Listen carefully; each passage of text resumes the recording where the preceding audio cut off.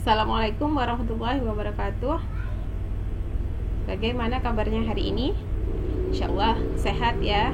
Mudah-mudahan kita semua diberikan kesabaran dan tetap bertawakal kepada Allah, sabar dalam menanti hilangnya atau dicabutnya kembali COVID dari muka bumi ini. Selanjutnya kita berdoa dulu. Bismillahirrahmanirrahim. Allahumma yassir wa la tu'assir. Bismillah wa ni'mal wakil. La haula wa ni'mal nasir. Seperti biasa, dengan Ustazah belajarnya.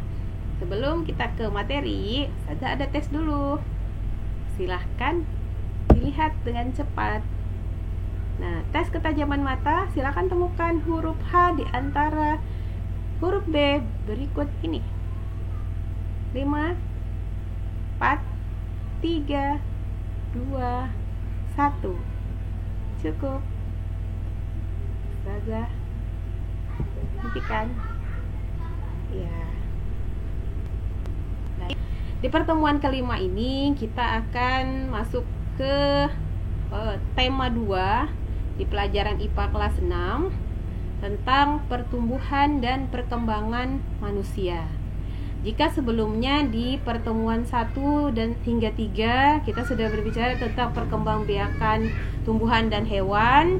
Nah, kali ini manusia, tetapi kita tidak bahas perkembangbiakan, cukup pertumbuhan dan perkembangannya saja. Sedangkan perkembangbiakannya nanti kalian dapatkan di pembelajaran berikutnya di jenjang SMP.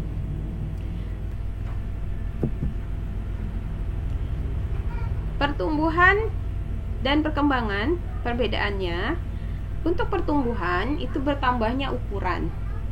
Contohnya bertambah bobot badan dari yang sebelumnya, misalnya ya dari kelas 5 45 kilo, ketika masuk ke kelas 6 timbang bobot badan lagi dengan neraca sudah 48 kg. Itu pertambahan ukuran. Begitu juga tinggi badan.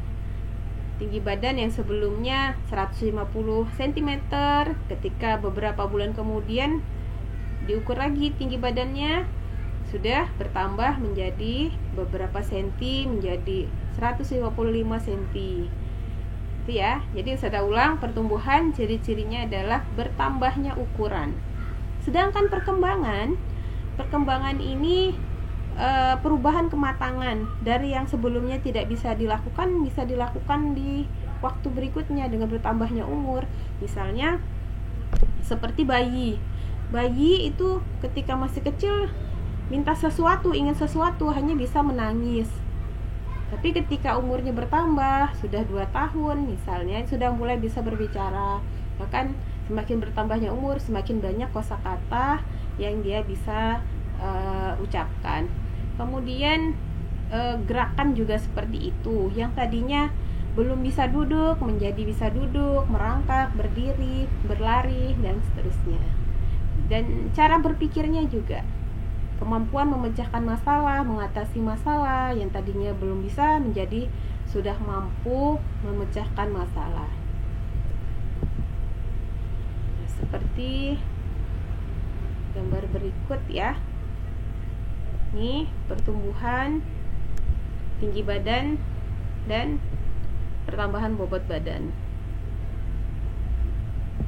Selanjutnya ini sebagian gambar yang bisa Ustazah tunjukkan untuk perubahan pertumbuhan dari bayi hingga lanjut usia. Pada tumbuh kembang manusia, setidaknya ada 6 tahap yang bisa kita pelajari ya di sini. Yang pertama, pada tahap bayi. Bayi ini ketika dia usianya ketika lahir hingga umur 2 tahun. Di tahapan ini, bayi sangat memerlukan kasih sayang dari orang tuanya, terutama ibu, karena sangat tergantung asupan makanan berupa ASI ya, air susu ibu dari ibunya. Kemudian segala sesuatu sangat tergantung dari orang lain karena belum bisa melakukan apapun. Kemudian di tahap yang kedua ada balita. Balita ini berada pada rentang usia 2 tahun hingga 5 tahun. Nah, di tahapan ini stimulus kasih sayang dari orang tua dan perhatian orang tua sangat penting sekali. Nah, ini bisa dibantu dengan permainan edukasi, permainan yang bisa meningkatkan kecerdasannya, karena di masa balita ini merupakan masa keemasan ya, masa keemasan tumbuh kembangnya seseorang. Kemudian di tahap berikutnya, balita itu artinya bawah 5 tahun ya. Kemudian yang ketiga tahapnya adalah tahap anak-anak di antara usia 5 hingga 8 tahun. Karena nanti yang akan membedakannya di menjelang remaja ya. Ini sekitar 5 hingga 8 tahun. Di usia anak-anak, seperti yang kalian tahu, anak-anak itu identik dengan main ya. Jadi anak-anak banyaknya main. Di usia anak-anak ini sudah bisa atau mulai bisa membedakan yang baik dan yang tidak baik. Tahap selanjutnya adalah remaja di usia 8 atau 10 tahun hingga usia 15 atau 16 tahun. Di tahap ini anak yang sudah remaja menyukai sesuatu yang baru, yang menarik, yang cocok untuknya. Di tahap ini juga menyukai berinteraksi dengan teman yang seusia, sehingga pendampingan orang tua dan patuh terhadap ajaran agama itu sangat penting sekali. Kemudian di tahap berikutnya adalah masa dewasa. Di sekitaran usia setelah 16 ya. Jadi di umur 17 hingga umur 50 tahun lebih atau 60-an itu udah termasuk tahap dewasa. Perbedaannya dengan masa remaja, tahap dewasa ini sudah tidak ada pertumbuhan lagi, tetapi untuk perkembangan tetap berlangsung.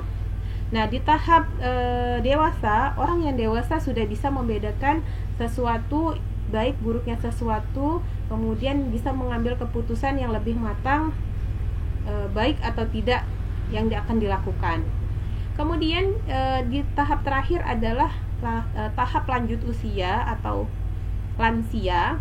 Ini tahap kalau kita di dalam Islam ya, di umur 63 tahun itu sudah termasuk yang termasuk lanjut usia.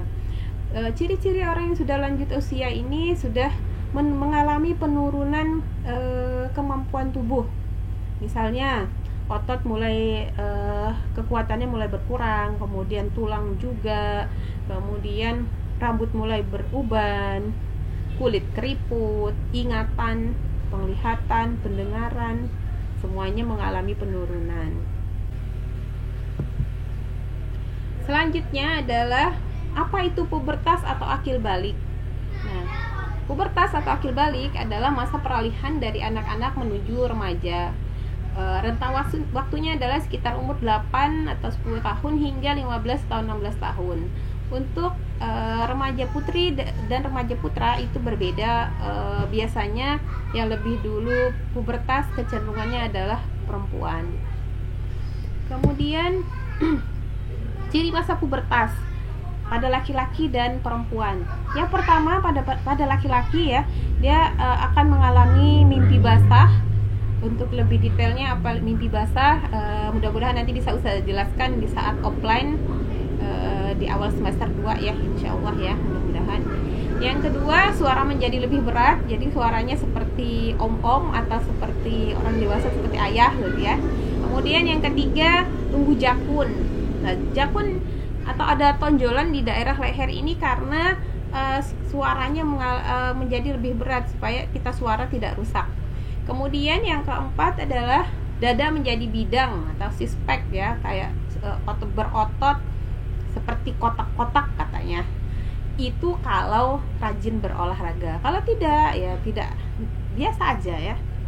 Kemudian yang kelima, tumbuh rambut di daerah tertentu, misalnya di daerah sini ya, jenggot, kemudian kumis, kemudian bulu tangan. Kemudian pada perempuan, ciri masa pubertas pada perempuan yang pertama adalah menstruasi. Menstruasi ini bahasa sehari-harinya adalah haid. Apa itu? Mudah-mudahan nanti bisa saya jelaskan lebih detail lagi di semester 2 jika sudah offline. Kemudian yang kedua, pinggul melebar atau membesar. Nah, ini berkaitan dengan fitrahnya seorang perempuan yang suatu hari nanti ketika sudah menikah, punya anak. Nah, itu kan ada proses melahirkan ya, karena perempuan itu melahirkan. Jadi pinggulnya memang sudah Allah sudah men-setting kita dari penciptaan kita itu, pinggulnya sudah melebar atau membesar ketika masa pubertas, sudah dipersiapkan sebelumnya. Kemudian yang ketiga, payudara membesar. Nah, ini juga ada kaitannya dengan fitrahnya perempuan ketika sudah punya anak, suatu hari nanti akan menyusui. Kemudian yang keempat, suara melengking atau lebih tinggi. Ini tidak semua, tapi ya beberapa memang ada. Kemudian yang kelima, kulit berminyak dan keringat semakin banyak. Nah, pada yang poin kelima ini bisa terjadi pada laki-laki, sehingga sangat penting untuk menjaga kesehatan. Nah, sekarang bagaimana cara menjaga kesehatan di masa pubertas? Yang pertama, mandi, mencuci wajah dan rambut dengan bersih. Begitu pentingnya menjaga kebersihan jika sudah pubertas, seperti usia kalian saat ini, ada yang sudah atau ada yang belum. Karena seperti di poin 5 tadi ya, sebelumnya keringat semakin banyak, kemudian berminyak. Jika tidak mandi dengan bersih, mencuci wajah, rambut, terutama wajah, ini bisa menimbulkan jerawat atau bau badan jika mandinya tidak bersih. Kemudian yang kedua, menjaga kebersihan pakaian. Sesuaikan pakaian yang kita pakai. Jika kondisinya panas atau banyak keringat, jika bisa menggunakan pakaian yang terbuat dari katun, kenapa tidak? Kemudian yang ketiga, pola makan sehat. Pola makan sehat, hindari jajanan yang kalian pasti tahu lah ya, yang seperti apa, yang kurang sehat, bisa membedakan. Kemudian yang keempat, berolahraga teratur. Dan yang kelima, beristirahat yang cukup. Jika tidak ada sesuatu yang sangat penting sekali, tidak perlu begadang. Kalau begadangnya untuk bangun malam, itu lebih awal bangun malam, itu insya Allah sangat bagus sekali. Tapi tidak untuk hal-hal yang kurang penting ya, kurang istirahat. Yang berikutnya adalah menjaga perilaku atau tingkah laku kita, pergaulan kita dengan lingkungan. Yang pertama adalah melaksanakan perintah agama kita, agama Islam. Kita harus menjaga perilaku kita jika sudah mulai pubertas, karena di dalam agama kita ketika sudah pubertas berarti catatan amal dan dosa kita sudah dimulai. Yang kedua, patuh kepada orang tua. Karena orang tua lah yang berada di dekat kita, yang memberikan hak-hak kita, bisa sekolah dan mendapatkan hal lainnya. Yang ketiga, menjauhi narkoba. Karena narkoba akan merusak masa depan kalian. Jadi jauhi. Yang keempat, menjauhi pergaulan bebas. Pergaulan bebas di sini termasuk pacaran ya, tidak perlu ditiru. Kalaupun ada di sekitar rumah kita ada yang seperti itu, kita harus menjauhi perilaku yang seperti itu. Dengan cara seperti nomor 5, memilih teman yang berperilaku baik. Jadi ketika kita ada di lingkungan ada yang pergaulannya cenderung narkoba atau pergaulan bebas, itu tidak perlu kita tiru, tidak perlu kita berteman dengannya. Kita bisa pilih teman yang baik demi masa depan kita. Selanjutnya, nah, apa sih manfaatnya kita belajar tentang pertumbuhan dan perkembangan manusia? Ini penting sekali. Nah, diantaranya agar kita bisa memanfaatkan waktu kita di saat ini dengan sebaik-baiknya. Misalnya ketika usia berada pada masa remaja, kalian ada yang remaja, ada yang masih anak-anak. Jadi dari apa yang sudah saya sampaikan tadi, bisa memilih teman, kemudian jaga kebersihan, menjaga perilaku agar bermanfaat di kemudian hari. Kemudian Ustazah ingin ke yang paling terakhir nih, yang apa ini, lansia ya. Manfaat kita mempelajari perkembangan dan pertumbuhan manusia ini agar kita bisa berbuat baik kepada orang yang sudah lanjut usianya. Jika kita menemukan orang yang ada di sekitar kita sudah lanjut usia, itu merupakan gambaran jika suatu hari nanti kita diberikan umur panjang, kita mungkin akan seperti itu, sehingga dipersiapkan perilaku yang baik dari saat ini. Kemudian penjelasan Al-Quran tentang pertumbuhan dan perkembangan manusia ini diantaranya dua ayat ya Ustazah kutip di surah Ar-Rum ayat 54 yang artinya, Allah dialah yang menciptakan kamu dari keadaan lemah, kemudian dia menjadikan kamu sesudah keadaan lemah itu menjadi kuat, kemudian dia menjadikan kamu sesudah kuat itu lemah kembali dan beruban. Dia menciptakan apa yang dikehendakinya dan dialah yang maha mengetahui, maha kuasa. Kemudian ada juga di surah An-Nahl ayat 70 yang artinya, Allah menciptakan kamu kemudian mewafatkanmu, dan di antara kamu ada yang dikembalikan pada umur yang paling lemah atau pikun, supaya dia tidak mengetahui segala sesuatu pun yang pernah diketahuinya. Sesungguhnya Allah maha mengetahui lagi maha bijaksana. Nah, demikianlah yang dapat Ustazah sampaikan pada pertemuan kali ini. Pesan Ustazah senantiasa berbuat baik kepada orang tua walaupun suatu hari nanti beliau telah tiada. Demikianlah, kurang lebihnya saya mohon maaf. Wassalamualaikum warahmatullahi wabarakatuh.